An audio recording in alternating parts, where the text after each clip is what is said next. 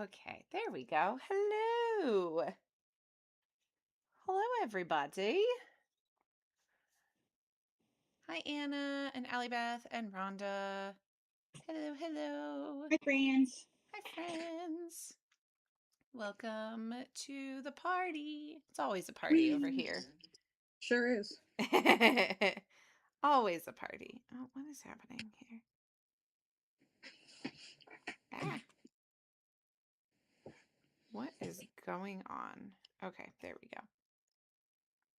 I was like, why can't I see myself for a minute? I was very concerned. Oh, that's because I'm not doing what I'm supposed to do here. Hi, Sarah. My goodness gracious. Hi, friends. There we go. Okay, perfect. Hey, Jackie, did you know that you didn't highlight anything in here? Are you good with me just doing most of this? Oh, yeah, I didn't highlight it because I was just Okay. gonna provide That's fine. commentary as we go. Totally fine. Are there here, I can do tickets. Believe me, Jackie, I'm perfectly fine to talk as much as I possible. know you can, but that's not fair. And since we're down to Jess, let me I can do tickets. I can talk. I can give the info about the necklaces. Perfect. Cool. I'm just like looking through. I think everything else is fine. Cool. I'll do those 2 sections and take them off your plate. Thank you. Thank you. You're so welcome. Okay, now that we have planned out loud in front of everybody. Hi, everybody. Hello. A little behind the scenes. This is going on the Patreon. A little behind the scenes, if you will. Yes. Yeah. This is actually all available for everybody because we're currently not gatekeeping. Yes. Hashtag no gatekeeping. I know. Jess is okay. She's just under the weather. So she is resting and relaxing and not podcasting tonight. Mm-hmm. So she actually has just had enough of me talking about Halloween Horror Nights and said, you do it. You do it. I don't want to do it. Please stop bringing me into this. That is false. That is so false. But yes, Jess is under the weather. So we are down a hub friend this evening. But that is okay. The show must go on. We will persevere. Yes. Yes. Yeah. When we first got on and Duck was like focused on the empty chair, and I was like, oh, that's so sad. And it was the way that I had the camera, it was like entirely on the empty chair. So it's just like, let me emphasize that my wife is not here right now. So sad. So oh, sad. God. Hi, Kathy B. Good to see you, Hi, friend. Alrighty. Shall we jump in? Yes, let's kick it off. Just said go tell your friends.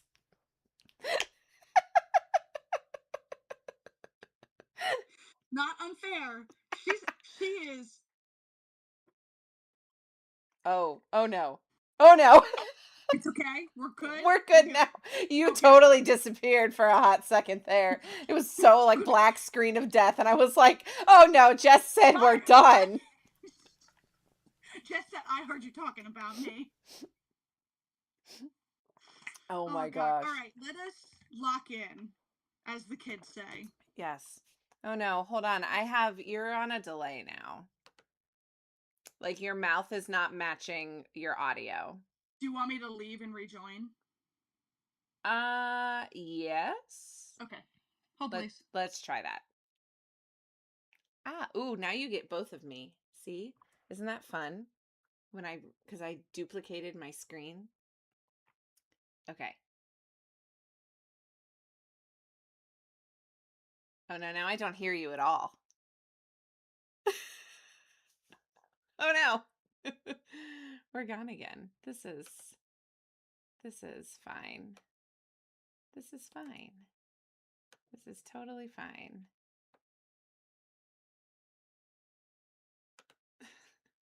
This is trippy.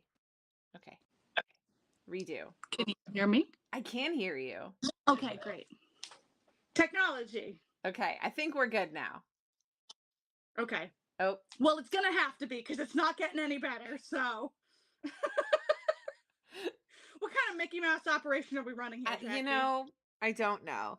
The fun part is because of the way I have this. Oh, see, now I'm not the right size again.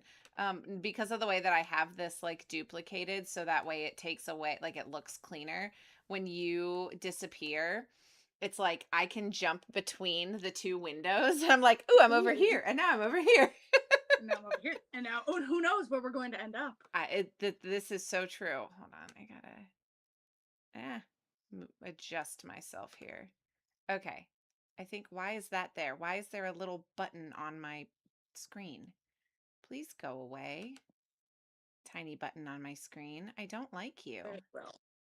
You are interrupting the way my video looks, and I do not appreciate it. 0 out of 10. There we go. Okay. Good. No, I lost my notes. Not good. Not good. We are Not we good at are all. we are in fact not good. The direct opposite of good. Oh, this is the chaos that we love. It's great. Okay. Now I think we're good. My friends in the chat, can you like hear and see us? Do we sound good on your end? Because, you know, Who's to say what's happening? it's a mystery. Nobody knows. It's because we're talking about spooky time. I blame That's that. it. It's a ghost. It is a ghost, but not the Peppers ghost because you fixed No, your phone screen. I sure did. I sure did. That was still one of the funniest things. So funny. Like I Just the forever will. playback of me Yes. fake hitting, so good. Yes. It's excellent. Top notch. I appreciate this. Okay, I'm not getting any messages in the chat. Are you there? Are we there, friends? Hello, chat. It's me, Duck. Oh, my word. Are we there? Are we alive? Can you hear us? I'm so concerned right now. Okay. Thank you, Rhonda. Whew, we're I was good. gonna say I just checked on the feed and I can see it. And Okay. Okay. And there's Nally Beth. looks and Okay. sounds good. We're just Thanks, dude. super delayed. Love that about YouTube. It's great. Crushing it. It's great. It's great. Makes it very easy to communicate live with an So audience. easy. The easiest. I love it so much. 10 out of 10. All right. Lock in. Beautiful. Okay. I'm going to hit start recording now so I don't forget to do that. No, you're totally fine, Anna. You need to feed your doggo. Tell your dog I said hi. We do love a good dog over here, so. Mm-hmm. Yes. If you missed it, by the way, we talked about Duck and Jess's dog, Madam Princess Ruby, on the last episode when we talked about the silhouettes that you can get. Those photos have been posted on our Patreon if you missed it. Just saying. You should go over there and check it out. Just saying. And if it tempts anybody further, I will happily have a monthly dedicated Ruby post in there. I'm just saying, if it sells it any harder. That dog is one cute dog, if I say so myself. You all know you missed it before we jumped on the live, even before Duck joined me. My dog came barreling down the steps and was immediately right here. Well, yeah, I was like, "Hi, he Mom," is because the podcast star. he is, because he was outside with Dad, and then Dad let him inside, and I had already come down to the basement to start, and so he was like, "How dare you start without me?" Right, because he is the star, so he's Yes. like, "What are you doing? This is Exactly. not the order of operations here." Exactly. So he was very upset with me, but he has assumed his position on the other end of the couch. He is now snoozing, so we're good to go. Yes. Can't wait to hear his little snores. Yeah. It will happen. Well, it might not happen. He's pretty comfy on that end of the couch today, so yes. Ruby is not a new family member. Ruby, you guys have had Ruby for a while. 4 years Let's now. say I 4 years, I 5 think years. I got her in 22 because Yeah. we still had her when I was still living at my parents' Yes. house streaming. So that would be we moved into here and I bought this place in 22. So No I think way. yeah. So I think we might have even gotten her. Yeah, I think 22 is when we got her. Yeah. I can't Time believe is you. fake. It's so fake. I remember you moving. Like, Yeah. whew, We've been I friends for remember so long. I remember live texting you complaining about things during the move. Yes. Yes. Exactly. Oh, time is fake. Time is fake. Oh my gosh. Truly. Hi, Jules. Okay, are we ready? We need to start because it is 9:15 Yes. and we got Yes. things to do. Lock in. All I'm right. good. Thanks for being here, everyone. We appreciate you. Let's talk some HHN, Duck's favorite. So, okay. As my shirt may indicate, from Okay, one of my favorite years. what So is the shirt? it's Us, the movie Us. They had a house for it one year, Oh. and it says, is it this one? Yeah, so it's from 2019. And Okay. then it has the Us, and then on the back it says "Watch Yourself," which is the tagline for the movie. That is still one of the best houses that they ever put on. I loved that house. I like it. I'm rocking a Perry the Platypus shirt today. Nailed it. You got this. You got this, Skellington ears. You're I on theme. know. I did Yeah. good. I did good with these. These were a gift from Kathy B, who was in the chat just a little bit ago. Ah, I know, the we best. love our And I friends. was like, "Ooh, spooky time. I got to bring out my spooky ears." Nailed it. I know. I was so proud of myself for that. My daughter, sorry, total side tangent again. And then I swear we're going to start this podcast at some hour tonight. But my daughter, Sure. I will frequently let my kids pick my ears for the podcast as a bribe to get them to go to bed. Sure. Yeah. Whatever. It works. And so my daughter tonight was like, "Mom, can I pick out your ears?" And I was like, "Ooh, sorry, no, not tonight." That is a next time Yes. deal, kiddo. Yes. Well, and I'm going to do a chat tomorrow afternoon, like informal on YouTube at my normal Friday time. So I told her she could pick my ears for that. So Perfect. So the bribery is stay still in tuned. place, just not for this one. Yes. Stay tuned for tomorrow to see which ears she chooses. You never know. You never know what's going to Nope. happen. As I love to say, nobody knows, least No, of all her. no, she is a 7, almost 8. And she just goes that one. And I go, Almost okay. 8? Yes. And my oldest, he turns 10 in like 6 weeks. Jackie, that's not true. I know. That's those are little babies. They're No, not full children. no. What? I know. It's Ugh, wild. It's I have to lay I down. can't. I can't Okay. handle it. Oh my god. All It's right. too All right. much. Let's It's lock too in much. before Okay. I like have some sort of crisis again. All the crises. We're good. Oh, the We're crisis. we're doing great over here. Okay. Shall we begin? All right. Locked in. Okay. Welcome, everybody, to another episode of Mom Street USA. I am your host, Jackie, and today you've got a hub episode. However, we are down one hub co host as Jess is under the weather, but Duck is here with us today. And it's a good thing that they are because we are discussing something that is not my forte, but is absolutely Duck's forte. So, the goal for today is to give you a parent's guide to HHN. So we're talking Halloween Horror Nights, Universal, spooky time. Yes, I know it's July, but it's right around the corner. So that is what is on the agenda for today. Before we jump in to all of this lovely information you've got for us today, Duck, how are you doing today? I'm doing great because I'm feeling spooky. Because everybody knows that the rule with modern holidays is the moment that the last 4th of July firework goes off, it's over. It's spooky season. Let's go, baby. I'm ready to carve a pumpkin. I'm ready to watch over the garden wall. It's spooky season. The crazy thing is, most people complain about like Christmas season being too long, but like Halloween season is way longer.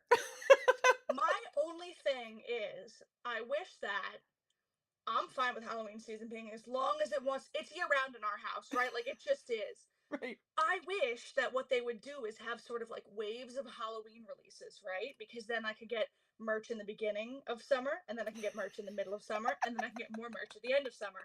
And I don't know why you people don't want my money badly enough to plan these logistics. I'm not the only one. I know there's lots of other spooky fans out there that feel the same because I keep checking for new spooky things, and it's the same thing week after week starting in June. So I'm just saying, maybe something to think about, marketers.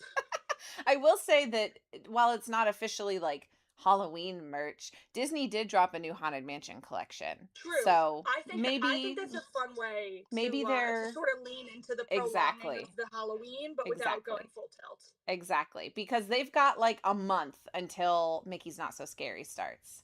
Yeah.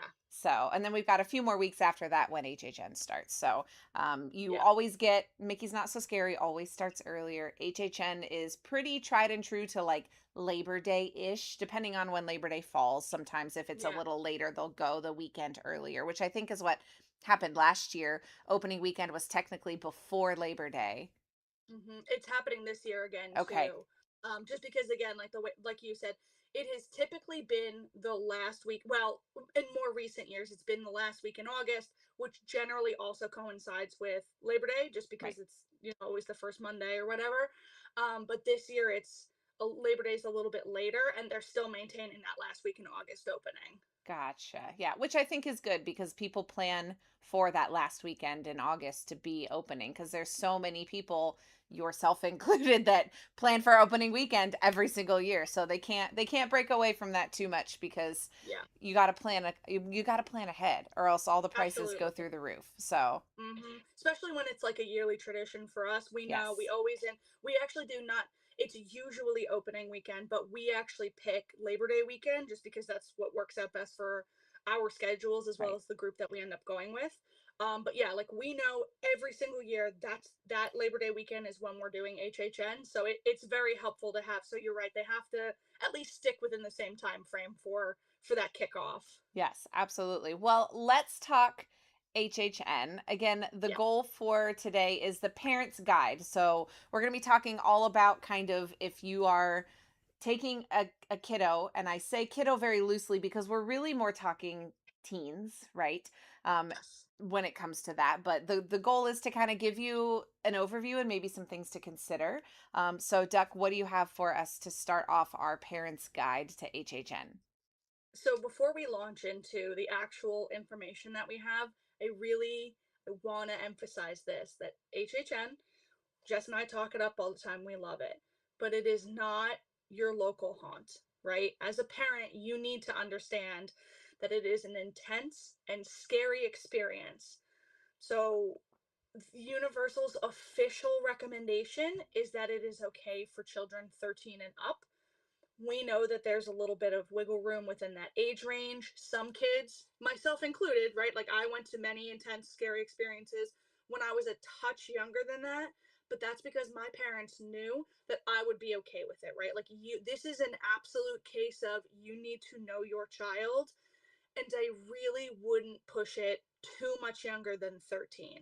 Right? Like I want to make that very clear. Like we talk about it and it's a fantastic event, but it is an intense Halloween scare fest. It truly is. Even when there are some cuter houses, quote unquote cuter, that people feel may contain things that their children are interested in. A perfect example, this year there's a Stranger Things house. Yep. Last year there was a Five Nights at Freddy's house, right? Like, Yep. I want to make it clear that it is those IPs, those intellectual properties, those movies are tied into the event, but they are still scary. It is still a scary haunted house. It's still like cuter scary, right? So Right. out of this and Nightingale's Blood Pit, yeah, your kid's probably going to be better. Which, by the way, was a real house a couple years ago. I Gosh. didn't just make that up. That was a real house. Like between those two, yeah, your kid's probably going to be okay with FNAF if that's something that they're into, but it is still a scary experience. Like I want to make that clear. And Universal's official stance is anybody under 18 has to constantly be supervised by somebody who is 21 and older. So you must have an adult chaperone with anyone who is 18 and under. Yeah, and that being said, Universal is not going to ask for IDs and check ages. Like No, it's not a hard no, 13, right? That's just their suggestion, but correct. it is a very good suggestion because it is Yeah. truly like I don't here's the thing. There are a ton of adults, myself included, that don't want to go to HHN because it is scary. I don't Mm-hmm. do I don't do scary spooky. I do like cutesy spooky. Let's be Yeah. real. You all know Yeah. me. I am very Mickey's Not So Scary Halloween. That's my vibe. That's my jam. I have no desire to go to Halloween Horror Nights because it looks absolutely terrifying and I hate being scared. Yeah, and that's so fair. And as much as we talk of this event and we say, "Oh my God, this is fantastic," We love it. It's a main focus of what we talk about on this podcast because Jess and I love Universal so much and love Halloween Horror Nights so much. It's like a yearly tradition for us now. Almost, actually, this might be our 10th year. Wow. So like we love this so much, but it is really, really important to understand that this event is not for everybody, especially for kids, especially sensitive kids. I really want to make this clear that this isn't like, oh, we're going down to the local corn maze and there's going to be my son's friends dressed up in some skeleton costumes. I mean, this is professional grade horror. Like, Right. you know your children best, but I do want to make it clear that this is an intense, intentionally scary experience. Yes, absolutely. So we've got that kind of disclaimer, Yes. very lengthy disclaimer, but much Yes. needed disclaimer out of the way and out there Yes. for all of you that are listening. But let's talk about just what is HHN? Where did it Sure. come from? What actually is it? Well, if you want the detailed history of HHN, no, I'm just kidding. I We actually don't think need we to go have that that. we don't need to go I that think we deep. have that discussed previously. So on a prior episode, just go dig through the catalog. We've This is talked about true. this before. Yes. But like the very high level understanding of what HHN is for the uninitiated, HHN is Halloween Horror Nights, which is an after hours ticketed event that Universal puts on. When we're talking about it, we're specifically talking about Universal Studios Florida, because that's just our home park, for lack of a better term. It is also put on in Universal Studios Hollywood and Universal Studios Japan. Hmm. So Universal Studios Japan is like an entity unto itself. They have very different houses and very different rules and what have you. There is generally some unity between Hollywood and Florida. Some of the houses are often different, but the general rules and recommendations for 13 and up are still the same between those two parks. So, as the name implies, it is a Halloween themed event. It is essentially made up of two components. There are the houses, and there are what's called scare zones. So, the houses, if you look up anything online, it's themed haunted houses, right? Some people still call them mazes, but they're not like a corn maze where you're going to get lost. That's just the traditional name for a haunt like this. So it is basically a long collection of like hallways with large set pieces and scare actors who will jump out and scream in your face. They will get you. They get me good every year. I've jumped like 10 feet in the air before and gotten laughed at, and it's very fun. But these houses, I've quite a few stories about that. But so these houses, they can either be original, like I was half kidding about Nightingale's Blood Pit. That's very much was a real thing, or they can be based on already existing intellectual properties. Like I said before, Five Nights at Freddy's. They've had Ghostbusters before, and this year they're actually doing a Hellraiser house. To give you an idea of the IPs that they select and the wide range, right? It's like classic horror movies, it's more modern stuff. They do a whole gambit of things. The second part to this is the scare zones. So, scare zones, I kind of explain them like they're houses without containment because it's essentially areas of the park's walkway that are also have large themed set pieces and scare actors like walking and running around and also popping out at you, and it's often pumped with like the very fun thick fog, right? Like the studio fog or the stage fog rather. These can also be themed or they can be original. More often than not, they're original, but we've had some, excuse me, we've had some themed ones before. We've had like, I think one of the first years that we went, there was a Rob Zombie themed scare zone, and they've had like a Zombieland themed scare zone, but these are usually original. Yeah, I think the thing that's so interesting about HHN is that it it's truly immersive regardless of where you are in the event. There are a few limited quote unquote safe zones, which we'll talk more about some other things regarding that here in a little bit, where you are not in a house and you're not in a scare zone, right? But Mm-hmm. generally speaking, you walk through the gates and you are like you are Game in, on. yeah, Mm-hmm. you game on, like you are in an area that you can be scared, or you're headed to a line to wait for an area that you could be scared in. So it's truly immersive across the entire theme park. Yeah. And in fact, it used to be that you literally physically walked through the gates into the first scare zone. Hmm. It's set up a little bit differently now that Minions is the first thing that you walk into, Yes. because Minions was like, no, no, you're not going to put torture fair outside of the Minions. That's But not why? happening. Why not? Right. And basically everybody was like, but it's how it's always been. Right. What are you talking about? So it is now instead when you walk in, they'll usually have something there, right? Like a little minion or monster, or if there's an icon for that year, which by the way, when I say icon, for those who might not be familiar, that's usually sort of like the poster child character, their original characters. They usually come back every couple of years, what have you. But they'll have like the icon putting on a little stage show right when you walk in. So you're right, Jackie. From the second that you walk through those gates, dude, it's game on. It's scare zone palooza. Like it is. There is. We'll talk a little bit about it. So if you as a parent, like you're bringing your kid and your kid wants to get freaked out, but you want none of that, there is things that you can do to alleviate that. So I don't want to scare everybody off, but I do want to be upfront about the reality that it totally transforms the park at night.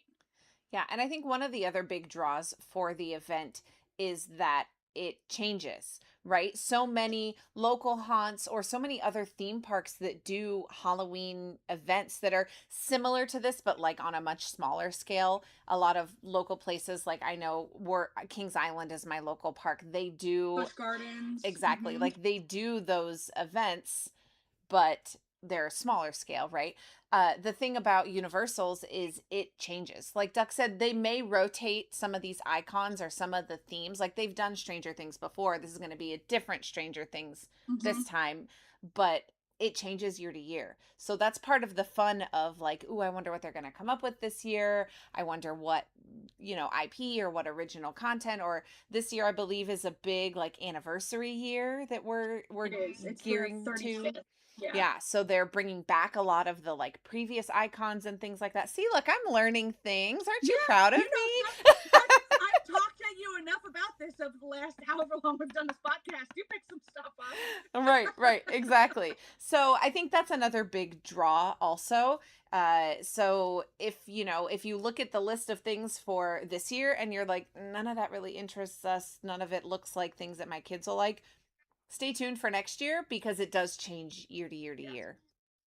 Yeah, no, that's a really good point, and that's actually why we go back is because every year it's completely different. The only things that stay the same are the locations where they host each of these things, right? They have the sound stages that are set up to accommodate this, as well as like a couple of they're called tents, but they're more like modular buildings with canvas over them.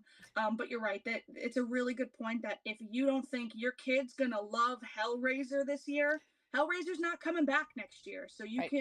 you can maybe wait a little bit and see subsequent years. You know what if there's more houses that your kid might be interested in, or more scare zones that they're interested in. That's a really great point. Yeah, and I will mention again, like Duck talked about, we went into more detail about HHN about a year ago almost at this point. That seems true. I think it was When like last August. Yeah, when we went through our like full in-depth Universal series. So like if you want more in depth, we're going to give you the overview and like focus more on like bringing your teen for the first time. But if you want like more in depth, hop back to that episode, because we did go through everything pretty in depthly over there. That being said, I am going to briefly talk about the tickets As because briefly as anyone can talk about universal ticketing situations. right, exactly. Universal is just well known for having 10,000 different combination options, even more than Disney does. So, just like their typical ticketing system, there are still that many systems and or options and add-ons for Halloween Horror Nights. They have also changed some of the procedures for this year, t- mostly around what constitutes getting you early entry into the area that you want to go to. And again, we talked more about this They've actually, before, but I'm sorry to totally cut you off on this, yes, but they have actually entirely changed the way that the early access is going to be set up. yes. Not just like how you gain access, but also the way that the early access functions, because they are starting way earlier this year than they ever Oh, have.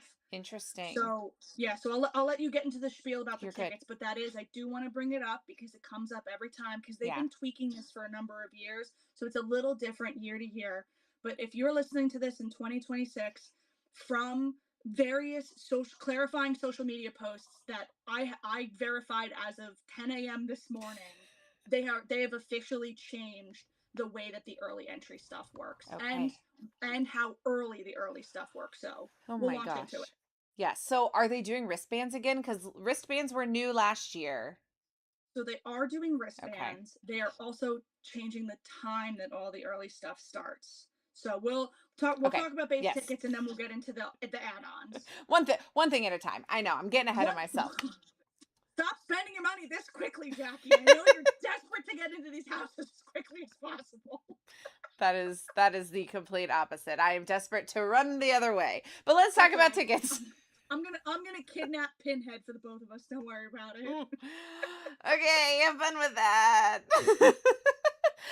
So let's talk about tickets because there are a couple options that you can get. There are, of course, just like your regular standard base ticket for Halloween Horror Nights. Again, this is a separate ticketed event, so you have to buy a specific Halloween Horror Nights ticket. You cannot just buy a universal ticket for the day you want to go to HHN. So there are those base tickets that you'll need to purchase that again along with any of the other add-ons that we're going to talk about. The first add-on is called Scream Early. So this will allow you to enter Universal Studios Florida starting at 2 p.m. The event does not start at 2 p.m., but this ticket will allow you entry at 2 p.m. Actually, Oh no, is it different? this is where I'm saying it's different, because the way that it used to be was you could buy the Scream Early add-on, which would let you in a little bit early. It was usually 3 p.m. You could go ride the mummy 47 times, or however many times you could fit that ride in. And then starting between like 4 o'clock and 4:30, you could go and line up in these corralled areas, and select houses would then open right as the event opens, usually a little early, like quarter to five, excuse me, and that would let you go and run back and knock out some of the bigger, more popular houses early in the night. However, what is happening now is, if you have an annual pass, a day ticket to Universal Studios Florida, I want to be clear, Florida, not Islands of Adventure, or you buy this Scream Early add-on, as early as 2 p.m., they are starting to run these houses. Wow. Yes, which is Interesting. a huge deal. Now, this was, again, I'm not kidding. Like, I saw it be clarified in several social media posts as of, like, between last night and this morning, because there Wow. was a lot of confusion around it. But they have confirmed to several people that I saw, like probably a dozen screenshots throughout various places, that as long as you have access to the park and a ticket to HHN, Mm. you will be allowed to enter.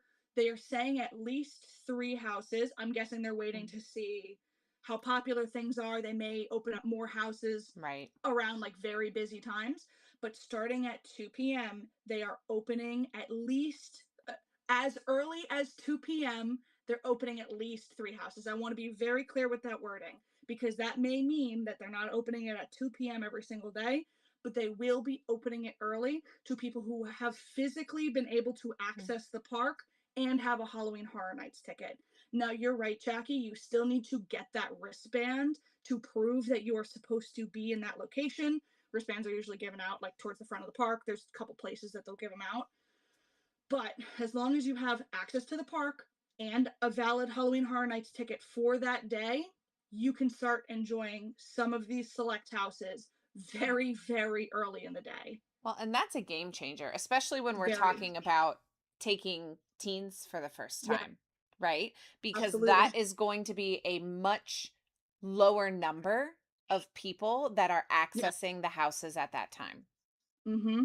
And what I really liked about this, and why I'm happy that this sort of happened as we're doing this episode, is it really gives you the chance to expose your kid to what the house is going to be like, right? Yeah. Like, sure, maybe not every scare actor is going to be in the house, so maybe it'll be like a touch less intense, but you're going to get the general vibe of having somebody pop out and scream in your face. You know what I mean? Like, that's going to be the experience that you're having here. And that really, as a parent, gives you the ability, if you need to change tactics here, right? Like, maybe you were going to go really hard on all of the houses, and maybe your kid got jump scared by the wolfman, and you were like apt, and the kid was like, nope, I'm not doing this, I got to get out of here, I'm Right. not happy about it. Well, then you can focus on food, or you can focus on scare zones, or you can just take in the atmosphere, you can take a ton of photos, you can still enjoy the event, but it gives you much more time to be able to pivot that plan. So I know a lot of people have mixed feelings about this, but like, from the perspective of somebody going for the first time, and especially taking a teenager for the first time, I think this is a fantastic option. And it gives you more time in the daylight to experience Yes. it before it gets dark because it has Mm-hmm. a totally different feel, right? Even if Yes. you're walking through scare zones that don't have scare actors because they didn't talk about scare zones, right? They Mm-hmm. just talked about houses at this It is early only the time. houses. Yes. Yes. But it will give you the ability to go through where the scare zones are because you're going to be able to Mm-hmm. see the structures where everything is set up. Like, The giant tarp over the coffin isn't really fooling no, anybody. it's not at all. Like literally there's already stuff going up for HHN like daily now, right? Yeah. And we're well over a month and a half away from HHN starting. But it's going to give you the ability to walk through those areas and talk to your kiddo about, "Hey, this is what this is. This is what's going to happen. This is this area. This is your safe zone. This is where you can go that's outside of a scare zone." Like you can talk through all of that with being able to see it all, Mm-hmm. which I think is Yes. huge. Cause like even me, like if I were ever to consider going to HHN, I want to be there when it's still daylight outside. I don't want to Yes. be No, there in for the sure. dark. For sure. That's totally fair. And it allows you as a parent, like you said, to have those conversations of, okay, hey, here's what's going to happen. You yourself as a parent can pull up some videos, you can get a sense, right? Because this is always all over social media the moment that Right. opening night hits. In fact, there's like the preview tickets that they'll usually sell for like the unlimited night or whatever they call it now. Hmm. So like, quite literally, in probably like a month from when this podcast is going up, we'll start seeing a lot more HHN content, Right. and we'll probably start seeing previews of some of these nights and some of these areas. So you as a parent can look it up. You can have an understanding of what each scare zone looks like, how it works, what each house kind of looks like, because certain media entities are allowed to film in the house. Not you. You listening to this, do not let your child film inside the house. They will take that cell Yep. phone. Don't do They it. do not care. They will not. They do not tolerate it. Fairly so. But I really, a lot of people have mixed feelings about this. I like this a lot. I think Yeah. this is a really great opportunity. Again, especially as a first timer and a parent, bringing your kid, to walk the kid through what's going to happen, to let them get the exposure, and then they're still going out into the daylight. So even if they were a little freaked out, they still got to enjoy the haunted house, and they're going out into the daylight to feel better about the whole situation. So I'm a Yes. huge fan of this. Yeah, absolutely. And if you're somebody who's listening to this and you're closer to your trip, highly recommend following our good friend Kirk at Walrus Carp because he does a ton of HHN content. Also, our good friend Lem at Live Laugh Lem, he also does a ton of HHN content. So, checking out both of them to see what they've covered. They're already both covering HHN on, we're recording this July 9th. So and they've been covering it for several weeks already. Uh huh. So go check out their stuff because they will have probably the info that you're looking for being able to Absolutely. prep your kid for that. Mm-hmm. Okay, let's get back to tickets now that Yeah, we so kind that of was, sorry for the went over tangent, that. but that was, I No. wanted to, really wanted to clarify it, because if you look this up, you're going to get a bunch of conflicting information, because Yes. it's been different in past years. This is the first time they're doing it, and they are just only now, again, it's July 9th as we're recording this, they are just now clarifying to people what this means. Yeah. So it's confusing. If you guys have questions about what the add-ons all mean, what the restrictions are, please message us. We'll be happy to walk you through it. Yes. And again, noting that scare zones aren't starting that early. Food is not Mm-hmm. starting that early. It is just Yes. those limited houses that they have yet to announce. So a lot of that is still up in the air. A lot of that could change between now and a month from now. So Yeah. keep your eye out. And again, like Duck said, message us if you've got additional questions for that. But let's talk about the other kind of options that you have. So we talked about your standard base ticket. We talked about the Scream Early option. The other Mm-hmm. option for an add-on that you have for your tickets is an express pass. So you can do express passes for HHN. It is not the same as your express pass that you get for your standard day ticket. It is an HHN exclusive express pass. It is a one and done express pass. So we've talked about the different kinds of that before. This is a one and done. They are very pricey. However, it may be something you want to consider if you are like 1,000% confident that the houses are your kiddos like sole focus and reason for going, Yeah. because those lines get very, very long. Upwards of 2 hours. Yeah. I've seen 3 hour waits for houses. I mean, like, especially as you get closer to Halloween Mm-hmm. and it gets busier, especially on the weekends, right? Like, Yes. that's also part of the reason why we go when we go early in the season, because it's less crowded. Well, we started doing that before we did what we'll talk about in a minute, which is the RIP tour, which I just love that. You know what I mean? But that was the way that we could also maximize what we were doing with the time and budget that we had when we started going. You know what I mean? Earlier in the season, lower house weights, we're going to be able to knock out all of this with we did a couple houses with a basic pass. Then the next year we were like, all right, we're going to add on the express pass. And with the express pass, if you're determined, you'll knock out all of them without issue through the night. So if your kid is fully in on the houses, the express pass really could be a worthy investment, but it's not cheap. Just Yes. isn't. Right. And I will mention also, you've heard us talk to our good friend Kirk about his new theme park app mode. I highly, highly suggest, if you are going with at all to HHN, especially if you're going with your teenager, download mode, because they will have the house wait times included on your map. Universal Yes. doesn't even do that.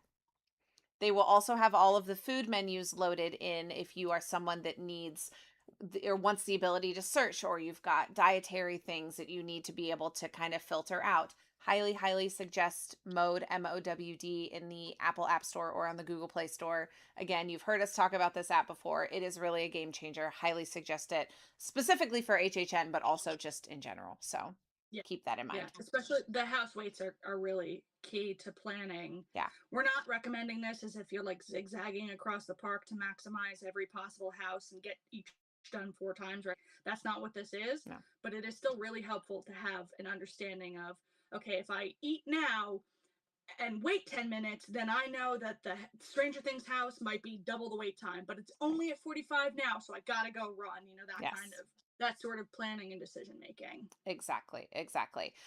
Okay, last thing about kind of tickets and add-ons and things like that is they also have three different types of tours that you can do at HHN. So there are two different versions of the RIP tour that you heard Duck mention just a little bit ago. There is a public version of it, and then there is a private version of it, which I'll get to that in just a moment. And then there is the unmasking tour that they offer. So the unmasking tour requires daytime park tickets, so access to the park before, right?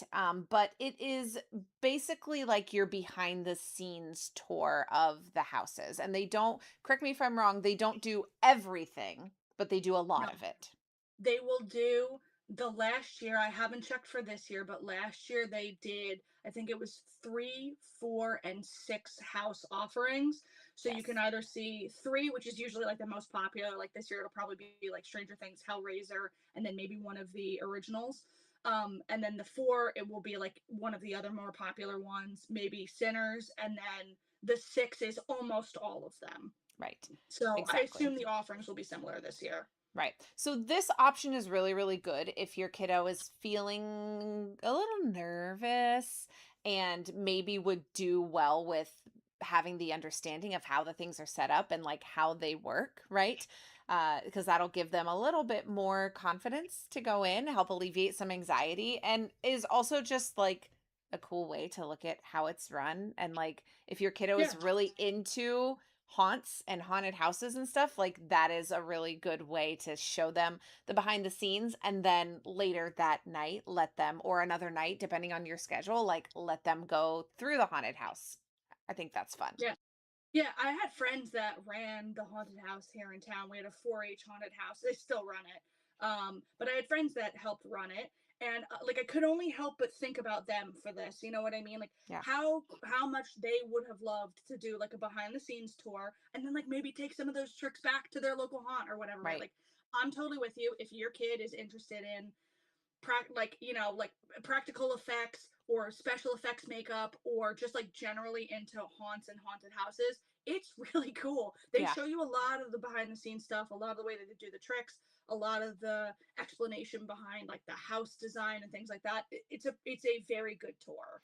And you get some more additional like backstory with some of those Yeah. too, which is also fun because in previous years, and I again I am not the HHN expert, but I know in previous years there have been some like houses that like tie in together, or there's like little hidden things in all of the houses that you can look for, or different tie-ins like that that a lot of people get through those unmasking tours to show them all the different little hidden secrets and stuff too. Yeah, the lore dumps that come with these tours are like it frankly invaluable to the experience in my opinion. It Yeah. really gives you like a deeper appreciation and understanding of just like how much love and care goes into this event, truly. Yeah. And you also get that at the other tours that we talked about. So let's talk about the Mhm. RIP tours. So RIP is basically your VIP equivalent at HHN, right? But spooky. Cute little pun A on that pun. there. And basically with this, you also get access to a lounge, which is super Mhm. fun. Food and soft drinks, free food and free soft drinks are included with that. And you also get front of the line access to each house. So that is alone a crazy good deal to get, right? So Absolutely. they do have the public version and the private version. The public version has a set itinerary and hits each house once. The private tour lets you kind of be in charge of what you want to do. They do have different price points, and we went over all of that before. And there's certain limitations with like how many people, and if you have a group for the private tour, then you can split it amongst up to like 10 people and all of that. So if you want more information on that, check out our old episodes, go to the Universal website because it's a lot of you could do this or you could do that or you could do this combination or this is your option. We're not getting into all the Nope. details today. Nope. But both of them are a really great option if that's within your budget and you want some more flexibility and the ability to not only have access to food and soft drinks, but then be able to go to the front of the line. Yeah. And again, like just to reiterate what we were saying before, you get so much information. If you get a good tour guide, which there are, they're all good tour guides. Some are just like absolutely uber fantastic. We've had Right. some excellent, excellent, excellent tour guides because that's generally who they put on HHN. But like you get so much more information. You will stop outside of each house. Your tour guide will tell you the background of the house. They will explain the story. If there's a tie in to, like you said, many of these things, these especially the original houses and the scare zones, have like lore and backstory and locations and characters that are recurring that tie this all together. And you really, really get that with the tour guides. The tour guides are fantastic. They're extremely knowledgeable and they are like very happy and excited to share that information with you. So Yeah. if there's like a fun secret or an Easter egg or lore based connections, they will share that with you at the beginning of each house. And I also do want to point out, I we had said that it you get front of the line access to the houses, and that's true, but you will also be brought through each scare zone. There's like a designated path that on the public tour you'll follow. So that way you get exposed to everything. And like I said, on the private tour, you just kind of do what you will. Now, did those tours last you the entirety of the ticketed event, or are they shorter than and you have like extra time after? Because I don't know that for So sure. the public one is, I think it's technically 5 hours. So it will be from the beginning of the event. The event goes until 1 a.m., 2 a.m. Depends on what what day you're going and time of year and whatever. It gets a little bit later as you go through closer to Halloween. So the private one will get you I'm sorry, the public one will end before the event ends. Like you will still have, I think it's usually 3 hours or 2 hours to walk around with your They've done it this way in the past. I don't know if this still holds true. With your public RIP tour, you will also get given an express pass. So that way you will be able to go. Your lanyard will serve as an express pass. So even after you're done with the tour, you will be able to join the express pass line. I still think it's once for each house. That's So even awesome. after that's done, you can go back and hit houses. You'll still have to wait. You'll have to wait in line now. It's the express line, which is much faster. For the private tours, it sort of depends the way that your tour guide runs it, because we've had them, they have to like take union mandated breaks, which like I'm all about, absolutely taking Yes. contractual breaks. So some tour guides have opted to take their breaks and leave us a certain like an hour early, because that will be like their dinner break and their 15 minutes or whatever, so then we can go and explore the rest of the scare zones in the park and buy merch or whatever. And some of them will stay with us until essentially like midnight or 12:30, so like almost to the end of the event. But it just depends on how they're taking their breaks and what have you.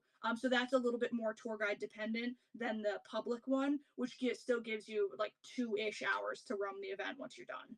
Yeah, that's great that you still have the ability with either of them to access houses even after Yes. your quote unquote official tour through, the entire event is done. That's really nice for the amount, because they're not cheap. Like, don't get us wrong. It's not a cheap option to do. You have to budget accordingly and you have to plan for that, but it's nice that Mm-hmm. your money truly gets you access basically the entire event, which is Yes. nice. Yeah. For what it is, it especially if you like us are only able to go one night, right? Like we just don't have unlimited time Right. and airfare is very expensive. We do Yeah. not live in Florida, so it can be tough for us to get down there. So by scheduling this to be like our one end all be all HHN night, we really want to maximize it, and therefore it's expensive, but we do spring for the private RIP tour with a bunch of friends of ours. And so again, it's pricey, but it could be a worthy option if this is like your one and only night that you have available for you and your kiddo. Yeah, for sure. So those are kind of your options. Sorry, that was a very lengthy explanation Yeah, that we didn't that's, intend to be that lengthy, but here we are. So I've never been brief about anything. this is so true. And I love you for it. I love you for I it. just love to yap. That's why I'm here. Yes. So all of those are your options. Again, if you need help deciphering like what makes sense for you, reach out to us. Like Duck would love to talk you through all of these options and figure out what it is Yes, that best suits your group and your needs. So yes. No, I definitely literally reach love out. to talk about this. Yes. Okay. So now that we know kind of how to get there and what our options are, what do we do if let's say we're So, not doing a tour, right? We're not yes. doing the super pricey, bougie, fancy Mm-hmm. version of access. We're Make it just rain. we're Joe schmoing it over here. Yes. What do we do?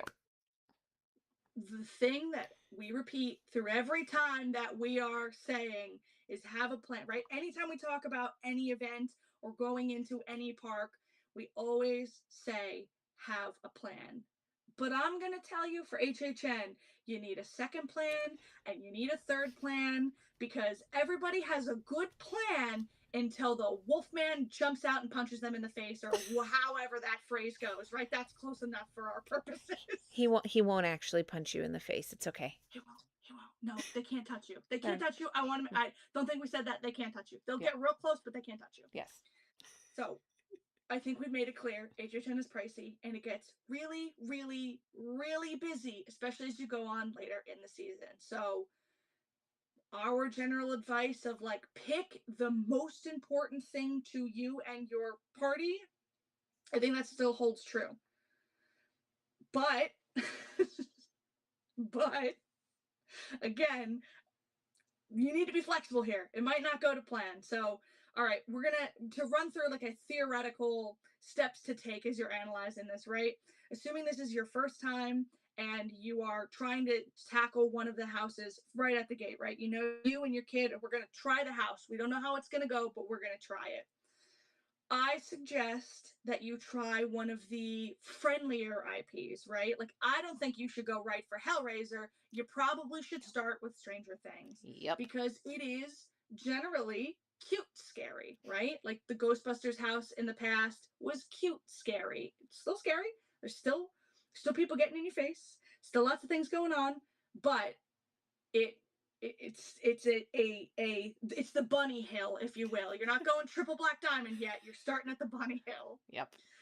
So from there, you can kind of make the determination of how are we feeling, right? Like if your kid did great with the houses, then maybe you go on to another house. If your kid was kind of iffy on the houses and was like, I liked it, but like, I don't know, it was like a little much.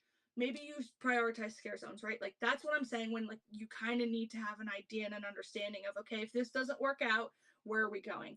If your kid also doesn't like scare zones, then maybe you just focus on a food crawl, right? Because that's also a totally valid way to enjoy HHN.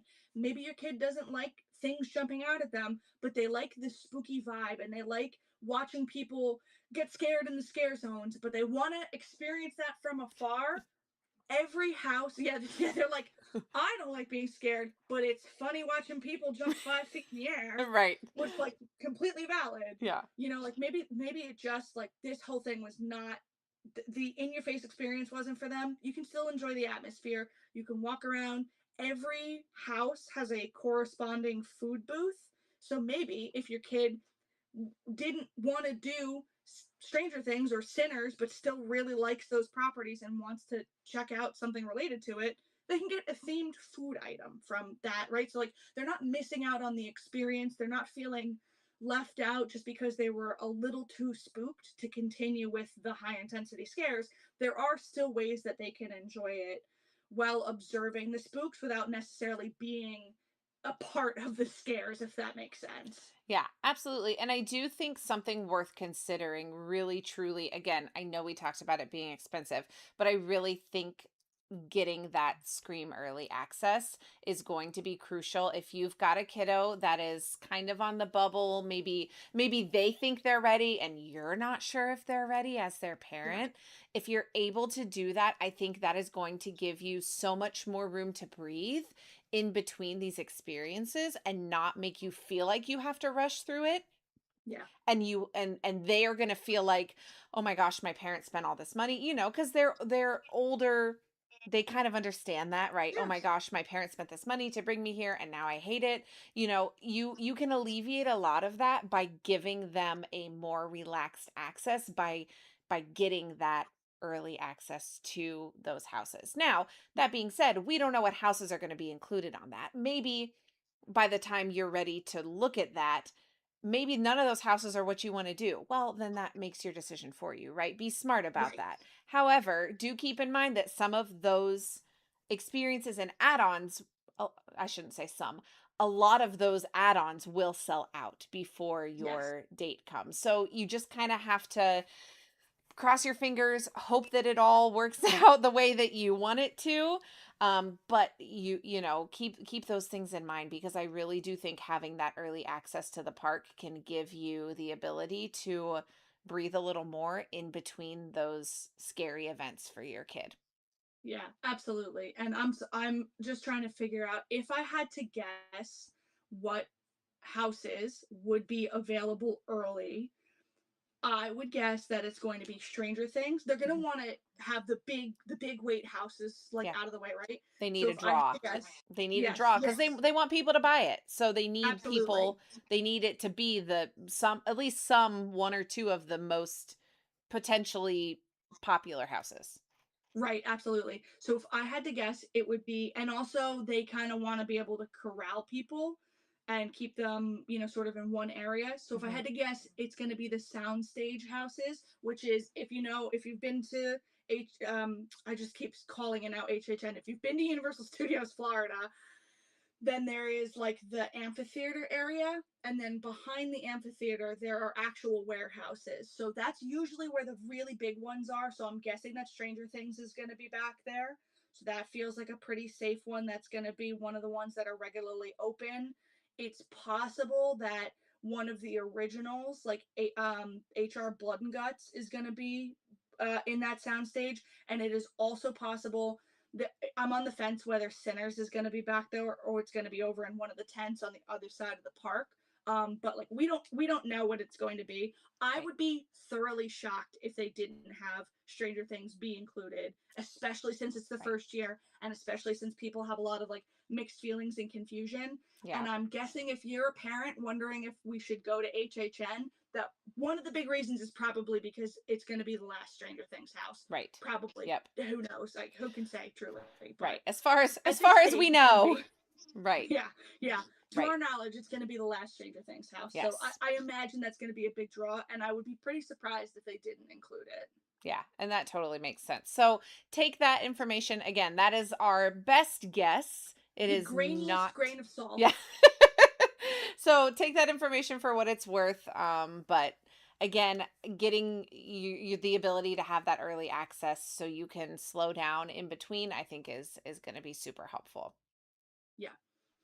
Cool. Okay, so you have your plans A, B, C, D, all the way through Z, right? Like you know what you're going to do.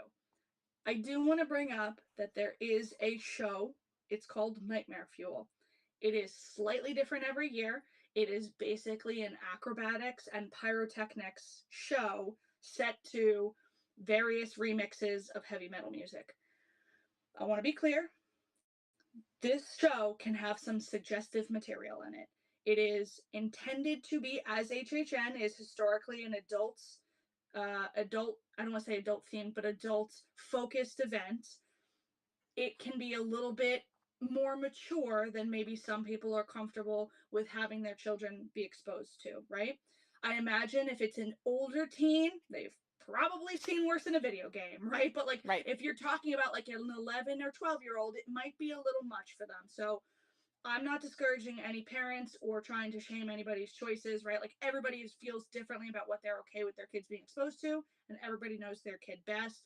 But I just want to make it clear that like it is generally a more suggestive show, and also you can go look it up, right? You can look up past versions. This every year they change it slightly. This seems to be probably totally different than past shows. This seems to be Yes. like a noir detective vampire situation going on. So who's to say exactly how it's going to play out? But please, before you have your kiddo go to that show, just look up some footage online and make that best decision for you and your kid. Yes, and do keep in mind, like Duck said, this year's is like a total redo of the show. So Mm-hmm. you can look up past years, but nobody knows yet what this year is going to Yeah. look like. So keep that in mind, especially if you're going opening weekend. Uh, It may just be something that you say, we're going to opt out because we're not sure. Do keep that in mind. And Anna made a really good point here in our live chat. It's very loud historically. So, Yes, it's loud and it's yes. very hot. Yeah. I'm going to say that about the show. And that's actually a really good point, Anna, that you bring up. I do just want to say, from a parent's perspective, it's a really good idea for you to bring earplugs. I bring and wear earplugs in the houses. Those houses are loud as heck. They get really loud. It can be very overwhelming. I am somebody who is very overstimulated very easily, and I actually almost stopped going to HHN because it was simply too much for me to process. Excuse me. When I started wearing earplugs, I enjoyed it so much more. It didn't ruin the experience, it didn't take anything away. All it did was just take the volume down and make it far less overwhelming for me personally. So if you think that's a possibility that you or your kiddo are just going to be overwhelmed by the overstimulation of a house because it gets loud in there, Yeah. it's a good idea to bring earplugs. Unfortunately, they Yes. don't sell them there, but like you can just pick up a pack of 1,000 of those little orange doohickeys at the dollar store. I have ones. I think they're called Heroes. I got them like 100 years ago at Guitar Center. I wear them to every concert that I go to. Because my mom lectured me at 17 about loud noises, and I listened to my mother. Yep. But they make like loops, headphones. There's a billion of them out there, but it's probably a good idea to get ones that specifically just like bring the decibel level down, which is what the ones that I have are. So just like general PSA, it gets pretty loud everywhere that you go in HHN. Yeah, loops, vibes, erasers, any of those that are good, highly suggest Yeah, grabbing yourself a pair. And I mean, to get a good pair, you're looking at spending maybe $30 at the most. yeah, So, not a huge deal with that. no, if you're, I can't believe, I think it might be one of the smallest items that I own that I haven't lost, but I've kept those. I don't know. I was probably like maybe 20 when I bought those. I've had Yeah. those forever, dude. Yeah. But yeah, you're right. Like, it's not for your hearing and for your comfort and enjoyment of the experience. It's a totally worthy investment. Yes. Now, Okay, if we so don't want to do nightmare fuel because yeah, we're not so sure about uh that, huh. we have If other you're if options. there is an option, in fact, where everyone is fully clothed head to toe, including a mask, Hooray! and that is the Death Eater, quote unquote, stage show, like the most clothed you can be. Um, that is the Death Eater. I never realized how polar opposite that was Absolutely, until this moment. And that's absolutely. hysterical. Yeah, it's a shred of clothing and also the most clothed that anybody can be. They wear gloves, they wear masks, they're in full body robes. You're not seeing nothing. It's Yep. unbelievable. Yeah. Yep. So, like you said, polar opposites. But there is a Death Eater, I'm a quote unquote stage show. It's not quite as intricate as Nightmare Fuel would be, but it is still like a fun couple of minute show. It's over in Diagon Alley, and it's just a fun, quick little voiceover stage show. The Death Eaters come out. It's really fun and spooky, and then they just like sprint off around all of the Harry Potter area. It's crazy. They're like, she's a runner, she's a track star. They take off, dude. It's crazy. They just sprint. The Death Eaters are like, not see ya, and they go. But yeah, it's also like, so that's just something fun. It's quieter in the Harry Potter section, so if you just need a break, it's, you can step away for a moment, and that runs pretty frequently. I think it's like every 15 minutes ish, half hour ish. You can ask a team member in the area when the next one will happen. And also in like that back portion of the Diagon Alley section, it is nice and cold because it is like air conditioning. So if you're like feeling overstimulated, it's too hot, go hide in the dark corner for a little bit. It makes me feel better. It's really good. Yeah, because there are no like houses or scare No. zones back in that section. That show that Duck just mentioned is really the only thing happening back there during HHN. Mm-hmm. The other thing to note is that there are three rides open during HHN: Gringotts, The Mummy, and Men in Black. I don't know why. Like we do it because we have, it gives you the express passes also give you frontline access to the rides, and so we'll do it with the VIP tour just because it's like it's there. But I personally would not recommend that you use your time on the rides unless it's something that, like, unless your kid is correctly, absolutely, just staunchly, they must ride the Mummy. They're just all about it. That is the correct thing to take a break from Halloween Horror Nights for. But that's it. That's the only one. Yep. Yep. Yep. Oh man. Okay. So there is there is none of the Mummy tangent is done. There is one more show that we do want to bring up. It's not a stage show, but it is a fountain show that includes projections. So this was new starting last year. They haven't officially said it, but I'm presuming they're going to bring it back this year. I don't see why they wouldn't. And it is called Ghoulish. It runs, I think, 3 times during the night. It's usually right when it gets dark, like midway through the night, and then at the very end it runs again. Sometimes it's 2 showings, sometimes it's 3, so just check the app, or ask a team member to be sure. But it's really good. It's like a bunch of excellent projections on the fountain show. It also projects on the buildings behind the waterfront, and it is set to like a bunch of fun, spooky remixes to songs, right? There's like DJ Bones or whatever his name is, and he's like playing you a bunch of like Halloween themed tracks. It's actually really good. It is one of the better fountain shows that I have seen at a theme park. I really loved it. I think it was well worth the wait and the investment from Universal to fix the fountains, because it was destroyed in a hurricane a number of years ago, and they had to invest a lot of money to get it up to speed again. And I think it was worth it. I think it's a fantastic show. So I think that's also a really good time to grab a snack and then just like chill out for a couple minutes and really just like take in the spooky atmosphere. That's a don't miss, in my opinion. Yeah, love that. Rhonda in our live chat is saying Transformers is also open. Is that Oh God, yeah, but I don't ever ride Transformers, so no. I value my life and my motion sickness, Rhonda. Why would I do that to myself? No, I was I'm not not doing that. ready for that reaction. I'm not doing that. Okay, I'm well, an adult. if you like I, Transformers like Rhonda does, thanks Rhonda. Transformers is open during HHN too.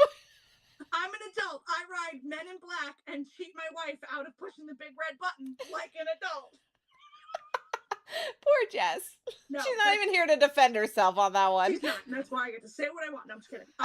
No, I mean truly, you're right, Rhonda. I forget about Transformers because it will make me personally so motion sick. It's Right. unbelievable. So I just don't even touch that ride with a 10-foot pole. Yes. So, Um, but add that to your yeah, list of rides that we yes, don't suggest you do anyway because yeah, you're there for HHN. yeah. If they had Optimus Prime dressed as Little Boo on the ride, different conversation. Different conversation. Stop. But until that happens, I'm out. I would love that. I'm glad that you appreciate it, Rhonda. I will be outside with my horror themed churro waiting for you at the exit. I'm cool. I'm Love this. cool. Yes, for sure. So yeah, so those are your kind of extra show experience options that you can consider with your planning. Again, just brief plug for Mode. Mode has a planning feature in which you can list all of that out. Highly recommend. Um, anyway, let's talk about now something that is relatively new to HHN, and Yes. something that I would participate in if you ever drug me kicking and screaming to HHN. I'm just gonna pull a burlap sack off your head. Surprise! And that is the Deathly Afraid necklaces. Now, this sounds worse than it actually is. It's actually kind of the opposite, Mm-hmm. because it is something that was introduced to HHN last year. And this is if your kiddo falls into the category of, I like the spooky vibes, but the actual jump scares are too much. Or if you just don't feel like getting jump scared as you're watching your lovely little ghouler goblin, then Universal Studios sells a light up necklace for $20 that you can purchase and wear that will let the scare actors in the scare zones know to not interact with the wearer. Yeah. So they will give you it's like a get out of jail free card when you're walking through the scare zones. Please keep in mind these only apply to the scare zones. You Yep. will still be scared in the houses, regardless of if you are wearing that necklace or not. Yes. But this is That's. a way that Mm-hmm. you can give yourself a little less of a jumpy experience when you are going through the scare zones, depending Yeah. on your preference. But again, and I love that they have this option. I think it is so silly that they make you pay 20 extra dollars to not be Yeah. scared when you've already paid $200 to be there. I'm of the opinion. I think yes, it's definitely just like let's get these suckers for more money. Yeah. It's me. I'm the sucker. I'll just pay money for anything to Universal at this point. I think I've proven that. But I think it's also sort of a deterrent because what they didn't want to happen. There are a lot of local teenagers that go to HHN. Some of them are perfectly well behaved. Some of them act exactly as you expect a teenager to act in a public spooky setting, right? I mean, it's not perfect. It just is. And so I think what they didn't want to happen was a bunch of people take these necklaces and then just throw them at each other or throw them in the water or leave Mm, them around. It's also important to know that they also have, I don't know if they're doing it this year, I suspect that they are, but it's called frequent fear passes. And it's basically like if you're a local and you want to go multiple times to HHN, you can buy a discounted ticket that will give you access on certain dates. And there's no limit to like within these different package conditions to when you can go.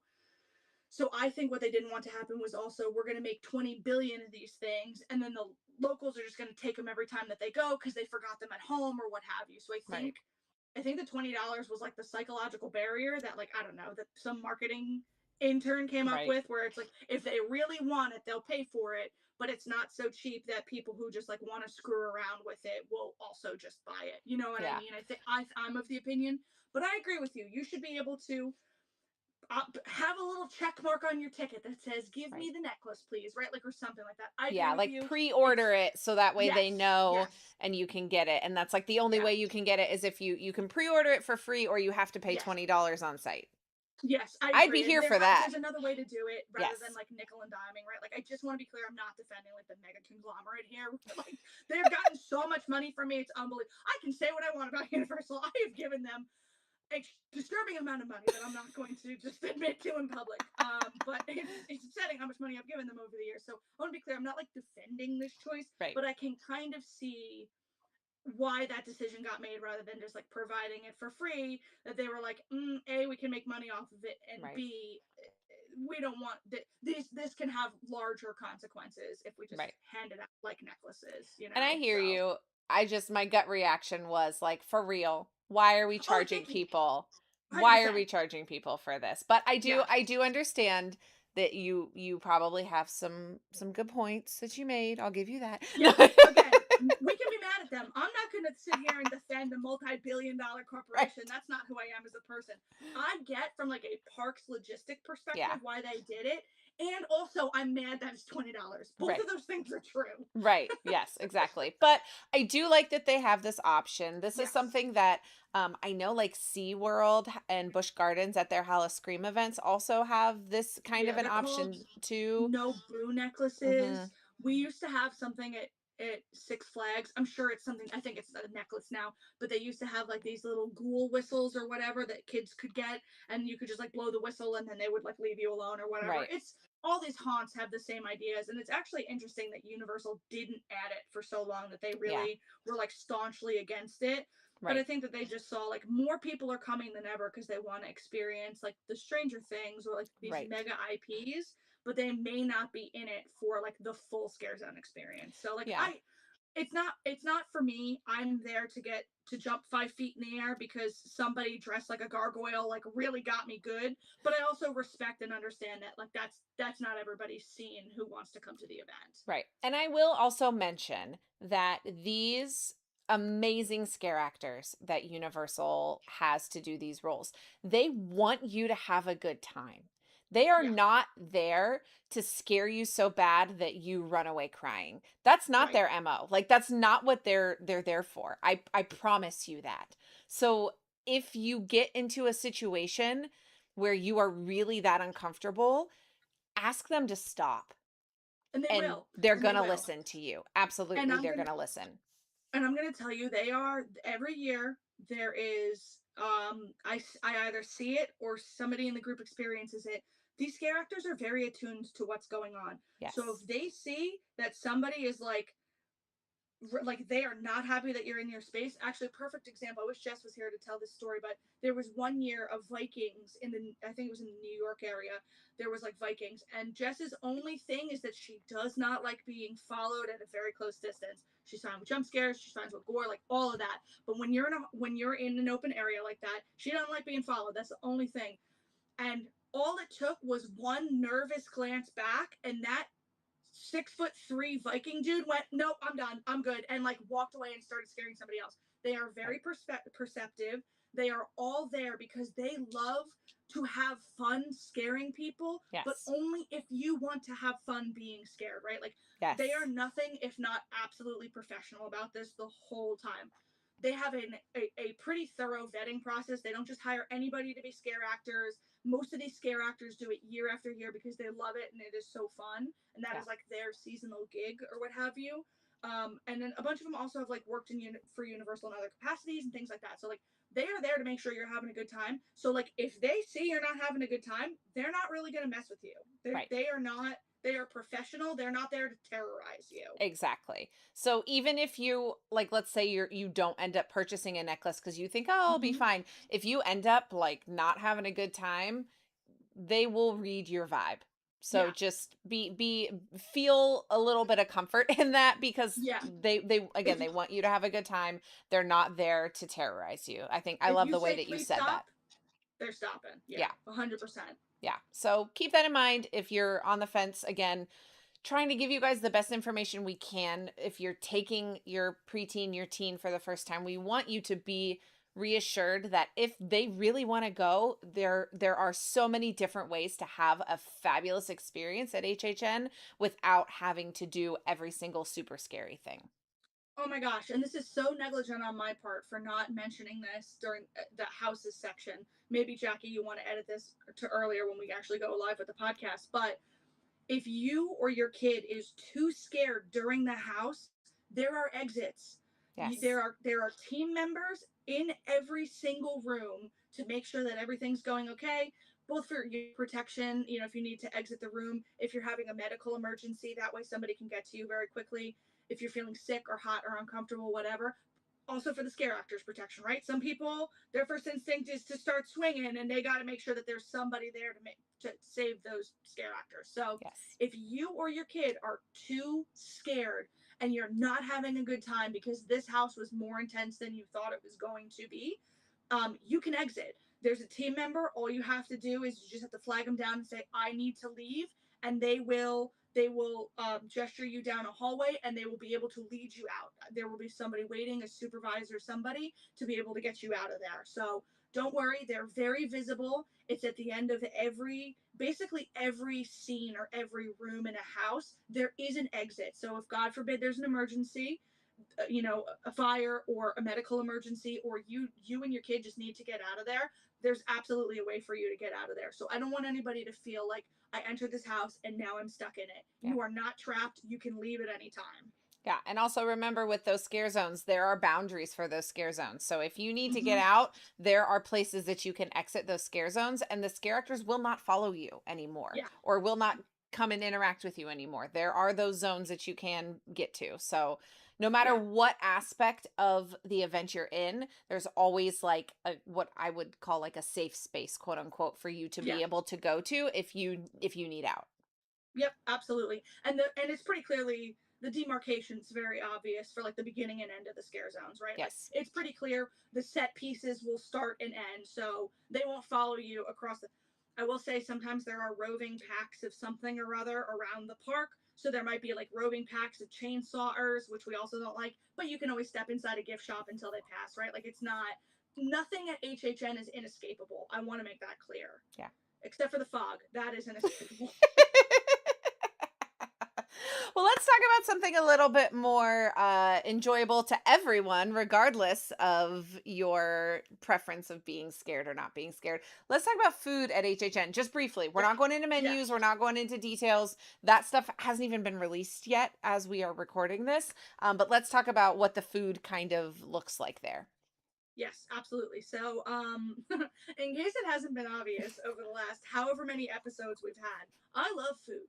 So I will be the boots on the ground journalism for this podcast to try as much food at HHN as humanly possible. Woohoo! But so what's important to know, I think I mentioned this a little bit earlier, but just like the houses, the booths will rotate every year because there is each food booth is tied into one of the houses, right?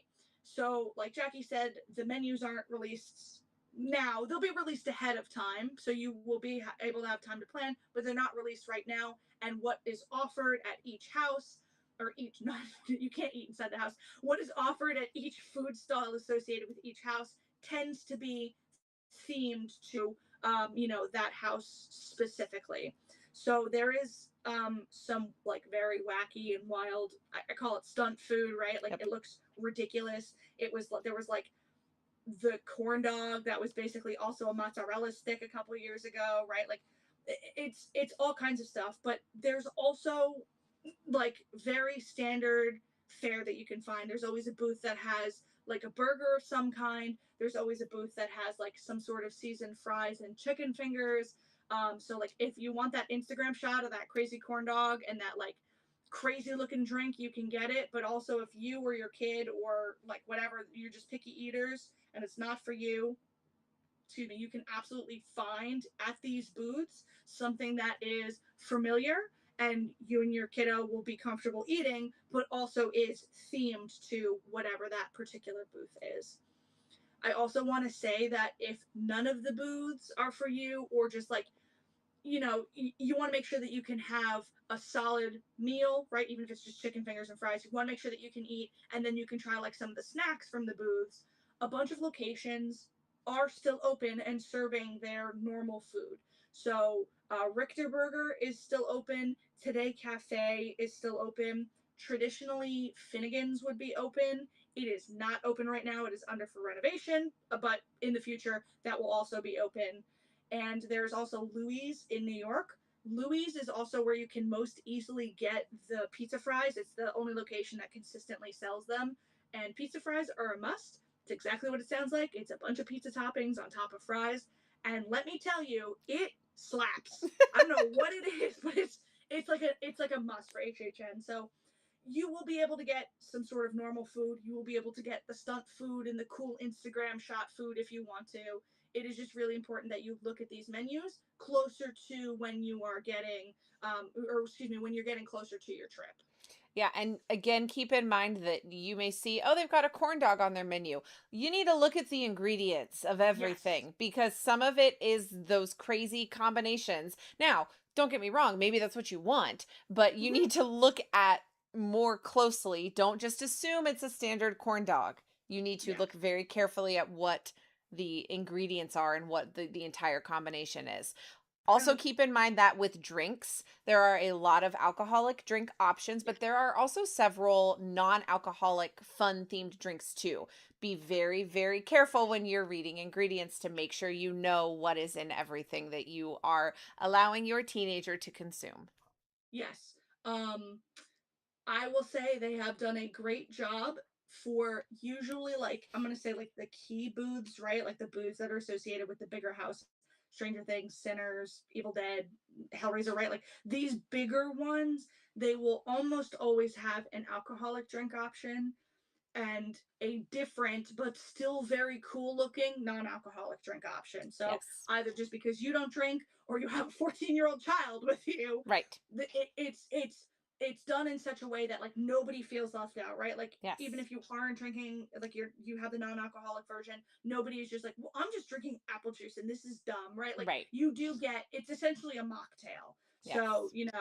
but and they do a good job labeling it and they're very careful when they're serving, but like you also need to be very careful that you're not mixing up which drink is which. So just a Yes. very valid disclaimer that there is a lot of locations that will serve pre-mixed alcoholic drinks. Yes, absolutely. And again, tons of really good food options. So, like, don't let us deter you from being like, oh, they Yeah. said the food's going to be weird. It's not No, all no. weird, it's just very unique and very Yeah. themed.